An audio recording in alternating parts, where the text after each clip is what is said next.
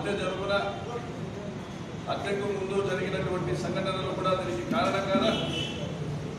27 రాత్రి పాపిరెడ్డిపల్లి గ్రామంలో జయచంద్రారెడ్డి ఇంటిపైన దాడి చేయలేదా? ఇదే నిందితులు, హత్య కేసు నిందితులు ఈ నేరస్తులు దాడి చేయలేదా?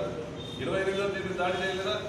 మరి ఎక్కడ పోయినాయి నీ ధర్మపత్రాలు, నీ ధర్మ సందేశాలు ఎక్కడ పోయినాయి? ఏమనందాలు నీ ధర్మ సందేశాలు, నీ నిజాయితీ గురించి మాట్లాడేటువంటి మాటలు ఎక్కడ తగ్గినాయి?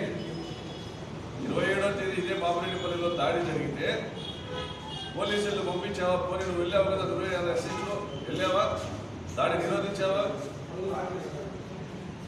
ఆ దాడిని అడ్డుకున్నటువంటి కురుమలింగమయ్య కుమారులు వారికి టార్గెట్ కాలేదా? అడ్డుకోవాల్సింది మీరు కాదా, పోలీసులు కాదా? మీరు చేయలేని పనిని తాము చేయాలనేసి ఆ దౌర్జన్యానికి ఎదురుపైన లింగమయ్య కుమారుల పైన కక్ష పెంచుకున్నది వాస్తవం కాదా? ఈ హత్య కేసుల ముద్దాయిలు పరిటాల సునీత తమ్ముడు, ఆమె తమ్ముళ్ళ కొడుకులు ఆ కురుమ లింగమయ్య పైన కానీ వారి కుమారుల పైన కక్ష పెంచుకున్నది అందుకదా? మరి 27 దాడి జరిగి 28వ దాడి జరిగి జయచంద్రారెడ్డి ఇంటి పైన నీ వైఫల్యం వల్ల 30వ తేదీ హత్య జరగలేదు అదే గ్రామంలో, లింగమయ్య హత్య జరగలేదు. మరి 28వ తేదీ పోలేపల్లి ఎంపీటీసీ కొడుకును ఇదే ముద్దాయిలు పిలిచి బెదిరించడం వాస్తవం కాదా? నువ్వు పోయి కొండయ్య గంతిపల్లి ఎంపీటీసీని బెదిరించడం వాస్తవం కాదా? ఇంత దిగజారాల సుధాకర్, ఎవరిని నమ్ముకొని నువ్వు చేస్తున్నావు? ఇది పరిటాల సునీత నీకు టికెట్ ఇప్పించేటువంటి సామర్థ్యం ఉందనుకుంటున్నావా? ఆమె పైన ఆమె అధిష్టానానికి నమ్మకం ఉందనుకుంటున్నావా? అవసరం తీరేంత వరకు చంద్రబాబు తర్వాత ఏ ప్రభుత్వం వచ్చినా ఆ ప్రభుత్వంతో చట్టపట్టాలు వేసుకుని పనులు చేసుకునే విధానం కాదు ఆమెది. ఆమె భర్త చంద్రబాబు నాయుడు గారిని తిట్టిన విషయం మీకు తెలిసినా, తిట్టే తిట్లు మీకు తెలిసినా, ఆమె భర్త కానీ ఆమె కుమారుడు కానీ మన టికెట్ ఇవ్వలేదని బతికినప్పుడు ఆమె భర్త కానీ చంద్రబాబు నాయుడు తొన్నినాకుడు కొని తిట్టారు. చంద్రబాబు నాయుడు తొన్నినాకుడు కొని తిట్టారు.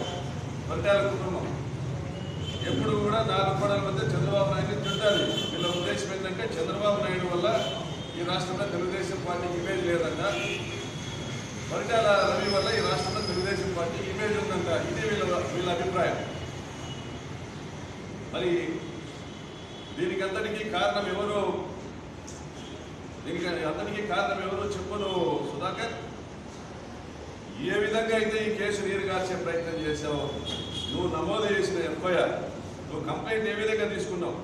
మీరు పోలీసులు 20 మంది ఆ సంఘటనలో, ఆ హత్య సంఘటనలో పాల్గొంటే మీరు పోలీసులు వెళ్ళి అప్పటికప్పుడు ఒక కంప్లైంట్ కాగితం రాసుకొని చదువు రాని లోకజ్ఞానం లేని లింగమయ్య అన్న భార్య దగ్గరికి వెళ్ళి ఆమెతో ఏలిముద్ర వేయించుకున్నారే. ఎలా వేయించుకున్నారు? కనీసం స్టేషన్ నుంచి ఒక ఇంప్యాడ్ తీసుకున్న విన్నారా? అంత టైం కూడా మీరు ఇవ్వదలుచుకోలేదు. ఆమె కళ్ళకున్న కాటుకను చేతికి పూసుకొని, ఇంట్లో కాటుక డబ్బీని తీసుకొచ్చి చేతికి పూసుకొని, ఆ కాటుక డబ్బీతో కాదా, ఆ కాటుకతో కాదా మీరు ఏలుముద్ర వేయించింది? అంటే నిజాలని మరుగునపరచడానికి మీరు ఎంత తాపత్రయపడ్డారో అర్థం అవ్వట్లేదా సుధాకర్? మరి అదే సంఘటనలో, అదే దాడిలో గాయపడిన చదువుకున్న లింగమయ్య కొడుకు దగ్గర ఎందుకు మీరు కంప్లైంట్